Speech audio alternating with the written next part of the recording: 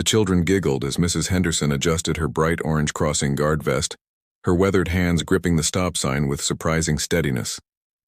For 15 years, she had guided kids safely across Maple Street, her gentle smile and patient demeanor making her beloved by every student at Lincoln Elementary.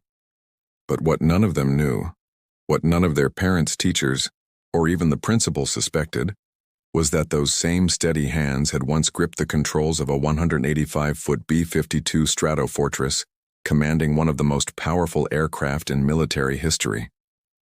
The crossing guard, who reminded them to look both ways, had once navigated through enemy territory at 50,000 feet, carrying the weight of national security on her shoulders. Today, that secret would finally come to light in the most unexpected way. Every morning at exactly 7:45, Margaret Henderson stepped out of her modest one-bedroom apartment, crossing guard vest folded neatly over her arm. At 72, she moved with a precision that most people attributed to years of routine. But there was something different about the way she carried herself, a bearing that spoke of discipline earned rather than learned. The children of Lincoln Elementary knew her simply as Mrs. Henderson, the kindly woman who helped them cross Maple Street safely twice a day. "Good morning, Mrs. H," called out 8-year-old Tommy Martinez, his backpack bouncing as he ran toward the crosswalk. Margaret's weathered face broke into a warm smile, the kind that had comforted thousands of children over her 15 years as a crossing guard. She raised her stop sign with practiced authority, halting the morning traffic with movements so fluid they seemed choreographed. "Remember to look both ways, sweetheart," she reminded Tommy, her voice carrying the gentle firmness of someone accustomed to being obeyed. As she guided him across the street, her eyes automatically swept the intersection, not just for cars, but scanning with the systematic thoroughness of someone trained to assess threats from multiple angles. The drivers waiting patiently had no idea they were being evaluated by someone who once monitored enemy aircraft movements across hostile airspace. Mrs. Henderson's small apartment revealed little about her past. Neighbors who occasionally visited saw what they expected to see: floral curtains, photographs of school children she'd helped over the years, and a small collection of books about gardening and cooking. What they didn't notice was how she always positioned herself near windows with clear sight lines, or how her eyes would automatically track any aircraft that passed overhead. Hidden in her bedroom closet, beneath boxes of seasonal decorations, lay a stack of aviation magazines and technical manuals that she still read religiously, keeping current with developments in military aircraft technology. The morning routine continued with mathematical precision. By 8:15, the last of the elementary students had crossed safely, and Margaret began her mid-morning patrol around the school perimeter. Principal Sarah Chen often watched from her office window, grateful for the crossing guard's dedication but puzzled by certain habits that seemed unusual for someone in her position. Margaret walked the school grounds with the systematic thoroughness of a security inspection, noting which teachers arrived late, observing any unfamiliar vehicles in the area, and mentally cataloging anything that seemed out of place. When asked about her vigilance, she simply explained that children's safety was her top priority, which was true but not the complete truth. During her lunch break, Margaret would sit on a bench facing the school's flagpole, eating a simple sandwich while watching the flag move in the wind. Other staff members assumed she was just a patriotic woman enjoying the outdoors, but Margaret was actually reading wind patterns with the expertise of someone who once needed to calculate wind speed and direction at 30,000 feet. The flag told her stories about atmospheric conditions that most people could never interpret. Her colleague, Janet Morrison, who worked as a lunch aide, often joined her on the bench. "You sure know a lot about weather, Margaret," Janet observed one day after Mrs. Henderson accurately predicted a sudden afternoon thunderstorm hours before the first clouds appeared. "Did you work for the weather service or something?" Margaret's smile carried secrets that Janet would never have believed. "Something like that," she replied quietly, watching a commercial airliner trace its path across the clear blue sky. For just a moment, her fingers unconsciously mimicked the motion of adjusting flight controls, muscle memory from decades past surfacing before she caught herself and returned her hands to her lap. The afternoon crossing duty brought its own rhythms and responsibilities. As parents arrived for pickup, Margaret knew each family by name, remembered which children had allergies or needed extra help crossing, and somehow always appeared exactly where she was needed most. Her reputation for reliability had become legendary among the school community. "I don't know how she does it," remarked Patricia Williams, mother of twin second graders. "She's always so calm and in control, like nothing could ever rattle her." Patricia had no way of knowing she was describing someone who had once maintained perfect composure while navigating a damaged bomber through a lightning storm over the Pacific Ocean. Margaret's evening routine was as structured as her morning preparations. After securing the crossing equipment in the school's storage shed, she would walk slowly around the building one final time, checking that all exterior doors were properly locked and noting any maintenance issues that needed attention. The janitor, Roberto Sanchez, often commented that Mrs. Henderson would have made an excellent security guard with her attention to detail. As the sun set over Maple Street, Margaret returned to her apartment, hanging her crossing guard vest in the closet next to uniforms that no one had ever seen. Crisp military dress, blues bearing ribbons and insignia that told stories of service sacrifice and achievements that had once made headlines in military publications. The modest crossing guard who wished children good night had once been responsible for aircraft worth more than the entire school district's annual budget. In the quiet of her living room, Margaret would sometimes close her eyes and remember the sound of 8 Pratt Whitney turbofan engines spinning up for takeoff, the vibration of 488,000 pounds of aircraft lifting away from the earth under her command. But those memories felt like dreams now, distant echoes of a life that seemed to belong to someone else entirely. Tomorrow would bring another day of stop signs and crosswalks, of protecting children and maintaining the gentle fiction that she was exactly what she appeared to be, nothing more than Lincoln Elementary's beloved crossing guard. Dr. James Patterson had spent most of his career researching forgotten military heroes, but he never expected to make a groundbreaking discovery in the dusty archives of the Riverside Public Library. The retired Air Force historian was working on a book about women pioneers in military aviation when he stumbled across a box of donated military photographs that had been sitting uncatalogued for years. As he carefully examined each black and white image, one photograph stopped him cold. It showed a group of B-52 crew members standing proudly in front of their aircraft, dated 1982. The caption read, "Strategic Air Command's first female B-52 pilot completes 100th mission." The young woman in the center wore captain's bars and pilot's wings, her confident smile radiating the same warmth and strength that seemed oddly familiar. Dr. Patterson studied the face more closely, adjusting his reading glasses as recognition began to dawn. The bone structure, the eyes, even the way she held her shoulders. It all matched someone he'd seen recently, but in an entirely different context. He pulled out his phone and scrolled through photos from his morning jog past Lincoln Elementary, where he'd snapped pictures of the charming school crossing guard who always waved at joggers passing by. The resemblance was unmistakable, but it seemed impossible. According to the photograph's documentation, Captain Margaret E. Henderson had been one of fewer than 10 women to fly the B-52 Stratofortress during the 1980s. She had been decorated for exceptional service during classified missions and had reportedly disappeared from public records after leaving the military in 1989.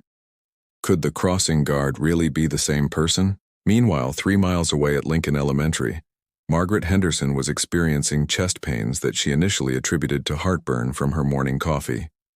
As the discomfort intensified, she reluctantly allowed Principal Chen to call an ambulance, insisting it was probably nothing serious. She maintained her composure even as paramedics loaded her onto a stretcher, more concerned about who would handle the afternoon crossing than her own condition. At Riverside General Hospital, emergency room physician Dr. Amanda Foster was reviewing Margaret's medical history when something in the records caught her attention.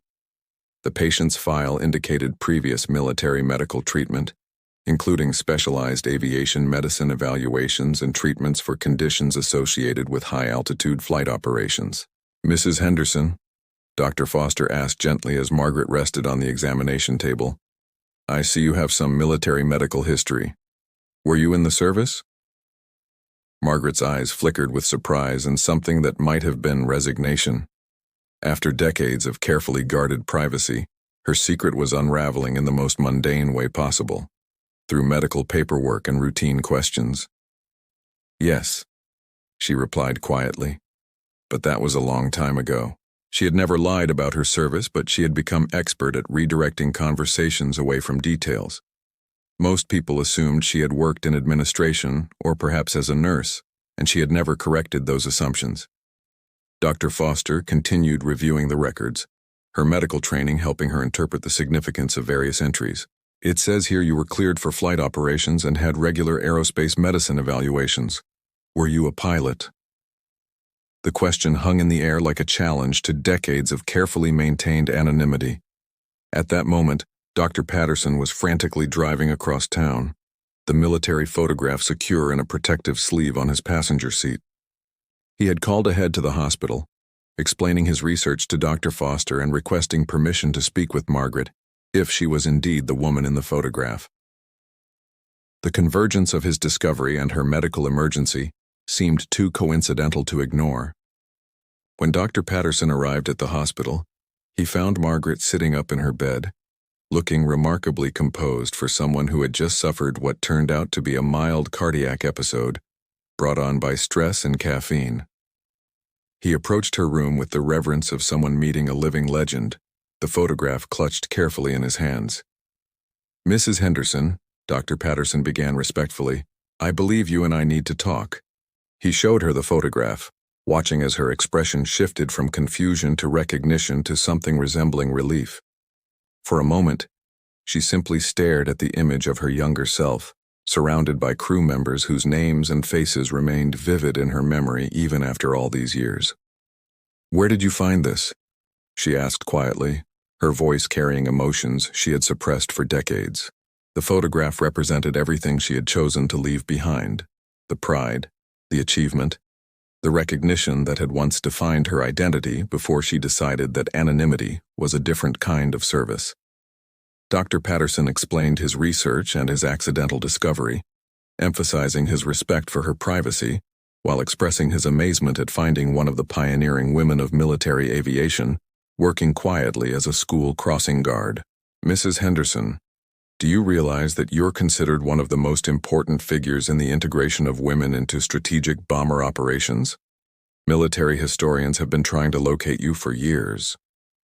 Margaret listened as he described her place in aviation history, her contributions to breaking gender barriers, and the significance of her service during some of the most tense years of the Cold War. It felt surreal to hear her life summarized in such grandiose terms, when her daily reality consisted of stop signs and school children. "I chose to step away from all that," she explained, her voice growing stronger. "After I left the service, I wanted to find a different way to serve my community. Those children crossing the street every day, they need protection too, just a different kind." She paused, looking at the photograph one more time. "But I suppose keeping it secret wasn't really fair to other women who might need to know that it's possible." News of Dr. Patterson's discovery spread quickly through the small community. By evening, Principal Chen, several teachers, and even some parents had heard rumors that their beloved crossing guard was actually a decorated military pilot. The revelation would change everything about how the community saw Margaret Henderson. But more importantly, it would force her to decide whether she was ready to reclaim a part of herself that she had carefully hidden away for over 3 decades. The quiet crossing guard was about to become the center of attention she had spent years avoiding, and there would be no going back to her simple, anonymous life. In 1975, 25-year-old Margaret Ellen Henderson stood at the gates of Randolph Air Force Base, her acceptance letter to pilot training clutched in her sweating palm. She was one of only 12 women selected for the Air Force's experimental program to train female pilots, and the weight of representing her entire gender felt heavier than the duffel bag slung over her shoulder. The other trainees, all men except for her small cohort of female pioneers, looked at her with expressions ranging from curiosity to outright hostility. Some whispered that women didn't belong in cockpits, that they lacked the physical strength and emotional stability required for military aviation. Margaret had heard it all before, but hearing it from fellow pilots in training stung differently than the casual dismissals she'd endured from family and friends.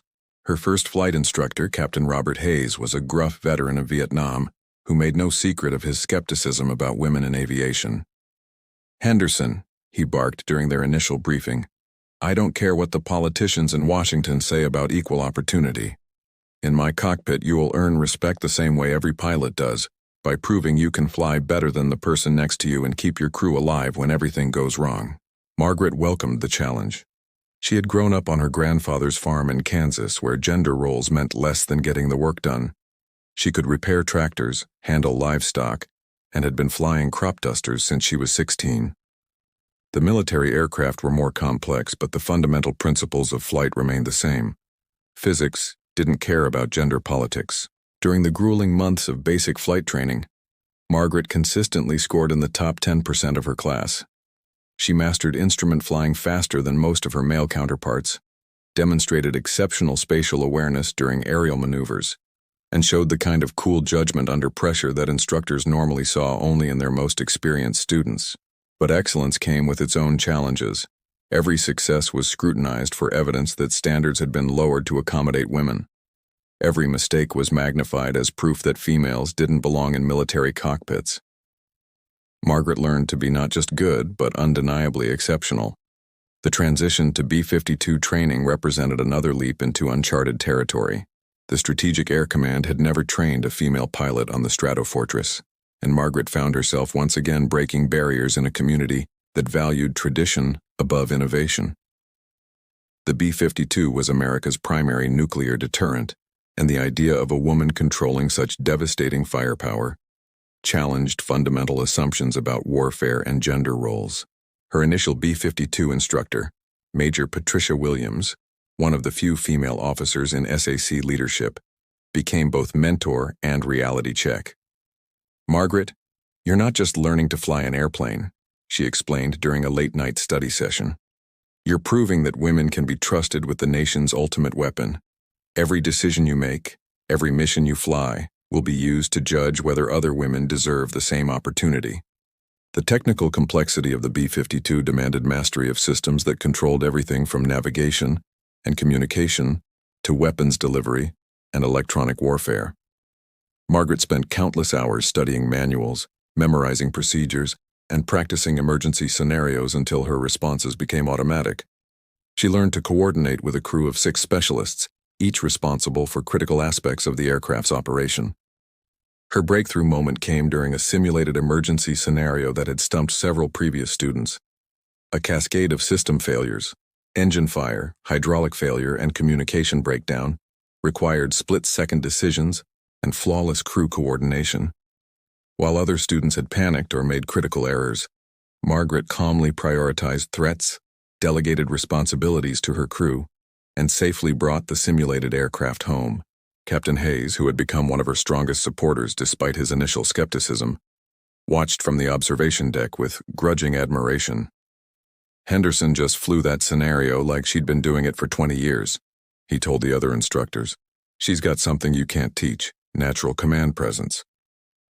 The graduation ceremony in 1977 marked a historic milestone. Margaret received her pilot wings as the first woman qualified to fly the B-52 Stratofortress. But the achievement felt bittersweet. She knew that her success would be measured not by her own standards, but by her ability to prove that women deserved equal treatment in military aviation. Margaret's first operational assignment took her to Barksdale Air Force Base in Louisiana, where she joined the 2nd Bomb Wing as a junior pilot. The transition from training environment to operational squadron brought new challenges, and the reality of Cold War tensions that made her missions more than academic exercises. Her squadron commander, Lieutenant Colonel James Morrison, had fought hard against having a female pilot assigned to his unit. "This isn't about discrimination," he explained during their first meeting. "It's about crew dynamics and unit cohesion.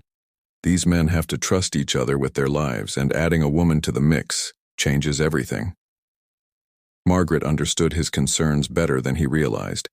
She had spent 2 years proving herself in training, but operational flying presented different challenges. Long deployments, cramped quarters, and the intense stress of nuclear alert duty tested relationships in ways that classroom scenarios couldn't replicate. Her crew assignment became a carefully orchestrated experiment in integration. The Air Force selected experienced professional officers who had volunteered to work with the first female B-52 pilot. Navigator Captain David Chen Bombardier, Captain Michael Roberts and the enlisted crew members, electronic warfare operator Tech Sergeant James Murphy Radar, navigator Staff Sergeant Lisa Torres, and gunner Staff Sergeant Robert Kim, formed the nucleus of what would become one of SAC's most effective bombing crews. The first few months required delicate navigation of military protocols that had never anticipated female pilots. Everything from quarters assignments during deployments to uniform regulations had to be reconsidered. Margaret found herself serving as both pilot and unofficial consultant on gender integration policies that affected women throughout the Air Force. Her operational debut came during a routine training mission that turned serious when severe weather forced an emergency landing at an unfamiliar airfield. Margaret's calm handling of the situation, her clear communication with air traffic control, and her successful landing in challenging conditions earned the respect of not just her own crew, but of the entire squadron that had been watching her every move. Colonel Morrison's assessment in her first performance review reflected the transformation in attitudes that Margaret's competence had fostered. Captain Henderson has exceeded all expectations and established new standards for professionalism and technical expertise. Her performance has proven definitively that gender is irrelevant to pilot effectiveness. She has earned her place as one of our most valuable aircrew members. By 1979, Margaret Henderson was no longer the experimental female pilot. She was simply one of SAC's best B-52 pilots, respected by her peers and trusted with the most critical missions. But her greatest challenges still lay ahead, as international tensions would soon test everything she had learned about flying, leadership, and the true meaning of military service. The encrypted briefing room at Barksdale Air Force Base hummed with tension as Captain Margaret Henderson and her crew received their mission orders for Operation Chrome Dome, a classified patrol mission that would keep her B-52 airborne for over 20 hours while carrying live nuclear weapons. It was 1983, and heightened Cold War tensions had elevated the Strategic Air Command's alert status to levels not seen since the Cuban Missile Crisis. Colonel Morrison's voice was grave as he outlined their route over the Arctic Ocean, a carefully planned flight path that would demonstrate American nuclear capability while maintaining plausible deniability about their exact mission parameters. "Your aircraft will be monitored by Soviet radar for the entire mission," he explained. "They'll know you're there, and they'll know what you're carrying. Your job is to show them that we're ready for anything, while avoiding any action that could be interpreted as provocative."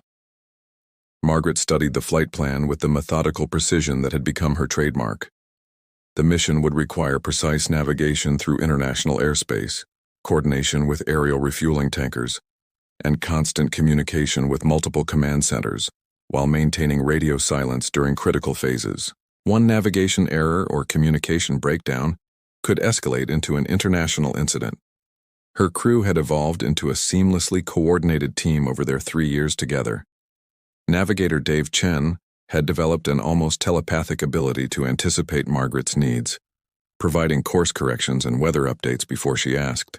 Bombardier Mike Roberts managed the complex weapon systems with steady professionalism, while the enlisted specialists handled electronic warfare, radar operations, and defensive systems with expertise that impressed visiting inspectors. As they conducted their pre-flight inspection of aircraft tail number 61-034, Margaret felt the familiar mixture of pride and responsibility that came with commanding such a formidable weapon. The B-52G stretched 159 feet from nose to tail, its 8 engines capable of carrying 70,000 pounds of ordnance across intercontinental distances. Under her command, this aircraft represented the ultimate guarantee of American deterrence policy. The takeoff from Barksdale occurred in complete radio silence, with only hand signals and light communications between the aircraft and ground control. Margaret felt the familiar surge of acceleration as 488,000 pounds of aircraft, fuel, and weapons lifted away from Louisiana, beginning a mission that would take them to the edge of Soviet airspace and back. 12 hours into the mission, Margaret's crew was conducting their third aerial refueling operation over the Beaufort Sea when Soviet MiG-23 interceptors appeared on their radar screens. The fighters had scrambled from a base in Siberia, flying at maximum speed to intercept the American bomber before it could complete its patrol route. Multiple contacts bearing 040, range 50 miles and closing. reported radar operator Staff Sergeant Torres, her voice steady despite the significance of the detection. The appearance of Soviet interceptors was expected, but it transformed the mission from routine patrol to a delicate test of nerves and professional discipline. Margaret maintained course and speed, following protocols that balanced demonstration of resolve with careful avoidance of provocative actions. The Soviet pilots would approach close enough to visually identify her aircraft and photograph any external weapons configurations, while she would continue her mission as if their presence was completely routine. The lead MiG-23 closed to within 500 yards of Margaret's starboard wing, close enough for the Soviet pilot to see into the B-52's cockpit windows. For several minutes, the two aircraft flew in formation, one representing NATO deterrence, the other symbolizing Warsaw Pact response. Margaret could see the Soviet pilot clearly, a young man probably close to her own age, both of them professionals executing orders that could determine the balance of global power. Electronic warfare specialist Tech Sergeant Murphy monitored Soviet communications, providing real-time intelligence about the interceptors' intentions and coordination with ground control. "They're reporting our configuration and heading back to base," he announced. "No indication of weapons lock or hostile intent." The encounter lasted only 20 minutes, but those minutes required every skill Margaret had developed during her military career. Maintaining perfect formation while under foreign surveillance, communicating with her crew through subtle hand signals to avoid radio intercepts, and projecting calm confidence despite the enormous stakes involved, all while flying a nuclear-armed bomber through some of the most contested airspace in the world. As her B-52 turned south toward home base, Margaret reflected on the broader implications of missions like Chrome Dome. She was one of fewer than a dozen women flying strategic bombers, and the only female pilot regularly assigned to nuclear alert duties. Her success or failure didn't just affect her own career, it influenced policy decisions about women's roles in America's nuclear forces. The mission concluded with a textbook landing at Barksdale after 22 hours of continuous flight operations. During the extensive debriefing that followed every classified mission, intelligence officers questioned Margaret and her crew about every aspect of their encounter with Soviet interceptors. Her detailed observations about enemy aircraft capabilities, pilot behavior, and tactical procedures would contribute to ongoing assessments of Soviet military readiness. Colonel Morrison's commendation letter noted that Margaret's crew had executed a flawless strategic deterrence mission under challenging conditions, demonstrating exceptional professionalism and technical competence while representing American interests in a highly sensitive international environment. The letter would become part of her permanent record, documenting her role in missions that most Americans would never know existed. Over the following months, Margaret flew dozens of similar missions, some routine training flights, others classified operations that brought her to the edges of hostile airspace around the world. Each mission added to her reputation as one of SAC's most reliable pilots, someone who could be trusted with the nation's most sensitive assignments. But the psychological toll of nuclear alert duty was something that no amount of training could fully prepare her for, living with the knowledge that she might someday be ordered to deliver weapons of unimaginable destructive power, weighed on every strategic bomber crew. Margaret developed her own coping mechanisms, meditation, physical fitness, and a philosophical acceptance that her role in deterrence helped prevent the very conflicts she was prepared to fight. By 1985, Captain Henderson had been promoted to major and was serving as a squadron instructor pilot, training the next generation of B-52 crews. Her reputation extended beyond SAC to the highest levels of Air Force leadership, where her success was cited as proof that gender integration in combat roles could succeed with proper planning and support. The crossing guard who would someday guide school children safely across Maple Street was earning her place in military history, one classified mission at a time. But Margaret Henderson was already beginning to question whether her future lay in continuing to break barriers in military aviation or in finding different ways to serve her country and community. The decision that would define the rest of her life was still years away, but the seeds of change were already taking root in the mind of America, his first female strategic bomber pilot. The news of Margaret Henderson's military service spread through the Lincoln Elementary community like wildfire. By Monday morning, parents were gathering in small groups outside the school, whispering in amazement about their beloved crossing guard's hidden identity as a pioneering military pilot. Principal Chen found herself fielding phone calls from reporters, veterans organizations, and military historians, all seeking confirmation of the story that seemed too extraordinary to believe. 8-year-old Tommy Martinez was among the first students to learn the truth when his parents explained that Mrs. Henderson had once flown enormous military airplanes. "But she's just the crossing guard," Tommy protested, unable to reconcile the gentle woman who reminded him to tie his shoes with images of military aircraft and combat missions. His confusion reflected the broader community's struggle to understand how someone with such a remarkable background had chosen such a humble role. Margaret arrived for work that Monday morning to find a small crowd of admirers waiting near the crosswalk. Veterans who had never noticed her before now studied her with new respect, recognizing something in her bearing that they had somehow missed during her 15 years of service to the school. Retired Air Force Master Sergeant Frank Rodriguez approached her with tears in his eyes, offering a crisp salute that Margaret instinctively returned with the muscle memory of decades past. "Ma'am, I served under SAC during the 80s, Rodriguez said, his voice heavy with emotion. "I never knew we had one of our heroes right here in the neighborhood. It's an honor to finally meet you properly." Margaret graciously accepted his gratitude while gently redirecting his attention to the children who still needed to cross the street safely. Her priority remained unchanged regardless of her newfound celebrity. The media attention intensified throughout the week as Dr. Patterson's discovery gained national coverage. Military history magazines requested interviews, documentary filmmakers proposed projects about women in aviation, and the Air Force Association invited Margaret to speak at their annual conference. She politely declined most requests, explaining that her focus remained on her current responsibilities rather than revisiting past achievements. However, Margaret agreed to meet with a small group of young women from the local high school's aviation club. Sitting in the school library after her afternoon crossing duty, she shared stories of her military career with students whose dreams of flying had been inspired by her example. "The most important thing I learned," she told them, "is that service comes in many forms. Whether you're flying a bomber or helping children cross the street, what matters is doing your best to protect and serve others." The surprise ceremony organizing committee worked in complete secrecy, coordinated by Principal Chen, Dr. Patterson, and several local veterans organizations. They planned an event that would honor Margaret's military service while respecting her preference for privacy and her continued commitment to the school community. The challenge was creating recognition worthy of her achievements without overwhelming the modest woman who had spent decades avoiding attention. Margaret's former crew members, tracked down through military records and veterans networks, began arriving in town throughout the week. Navigator Dave Chen, now a retired colonel living in California, brought photographs and mission records that documented their years of service together.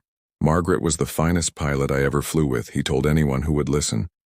"She had this incredible ability to stay calm under pressure and make the right decisions when lives were on the line." Bombardier Mike Roberts, who had become a commercial airline pilot after leaving the Air Force, drove from Chicago, with his wife and children, eager to introduce his family to the woman who had been like a sister to him during their years on nuclear alert duty. "She never asked for special treatment," he remembered. "She just wanted to do her job and prove that women belonged in the cockpit. She succeeded beyond anyone's wildest expectations." The enlisted crew members who had served under Margaret's command spoke with deep affection about their former aircraft commander. Electronic warfare specialist James Murphy, now working as a defense contractor, emphasized how Margaret's leadership had created a family atmosphere among the crew while maintaining the highest standards of military discipline. "She made us want to be better at our jobs," he explained.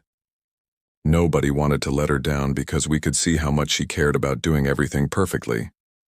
Local veterans worked with active duty Air Force personnel from nearby bases to arrange appropriate military honors for the ceremony. The base commander at Barksdale Air Force Base, Margaret's former home station, offered to provide an honor guard and a flyover by current B-52 aircraft. Margaret initially protested that such displays were unnecessary, but she was gently overruled by the unanimous enthusiasm of her supporters. The ceremony date was set for the following Friday, exactly 1 week after Dr. Patterson's discovery. Invitations went to every family associated with Lincoln Elementary, local government officials, military representatives, and media outlets from around the region. The event would take place on the school playground, with Margaret's crossing intersection serving as the symbolic center of the celebration. Friday morning arrived with perfect autumn weather and a crowd that exceeded all expectations. Over 500 people gathered at Lincoln Elementary to honor the crossing guard who had served her country with distinction before serving her community with equal dedication. Margaret wore her old Air Force dress blue uniform, the ribbons and insignia telling the story of a career that had broken barriers and earned respect through exceptional performance.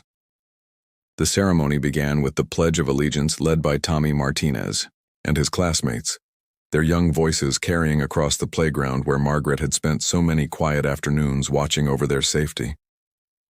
Principal Chen served as master of ceremonies, introducing speakers who represented different aspects of Margaret's impact on aviation history and community service.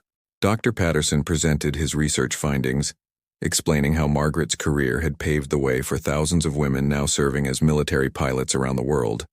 He read congratulatory letters from the Secretary of the Air Force, the Chief of Staff, and the Commanding General of Air Force Global Strike Command, each acknowledging Margaret's pioneering contributions to military aviation and national defense. The surprise highlight came when a formation of 3 B-52 Stratofortresses appeared overhead, flying a precise tribute pattern that brought tears to Margaret's eyes and gasps of amazement from the assembled crowd. The thunder of 24 jet engines seemed to bridge the gap between Margaret's past and present, connecting the young pilot who had once commanded such aircraft with the crossing guard who now protected the next generation. Colonel Rodriguez presented Margaret with a flag that had flown over the Pentagon, while her former crew members surrounded her with the kind of military brotherhood that transcends time and circumstance. Dave Chen spoke for all of them when he said, "Margaret, you taught us that excellence isn't about being noticed or getting credit. It's about doing what's right because it needs to be done. You've been living that lesson every day for the past 15 years. The ceremony concluded with Margaret accepting a proclamation from the mayor, declaring her an honorary citizen of the year, but her response focused on the children who remained her primary concern. "I've been honored to serve this community in a small way," she said, her voice carrying across the playground.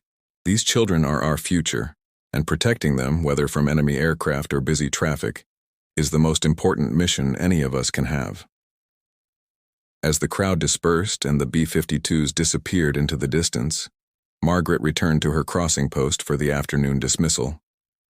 The children who had watched in wonder as military officials honored their crossing guard now saw her through different eyes, but she remained exactly what she had always been: their protector, their guide, and their friend.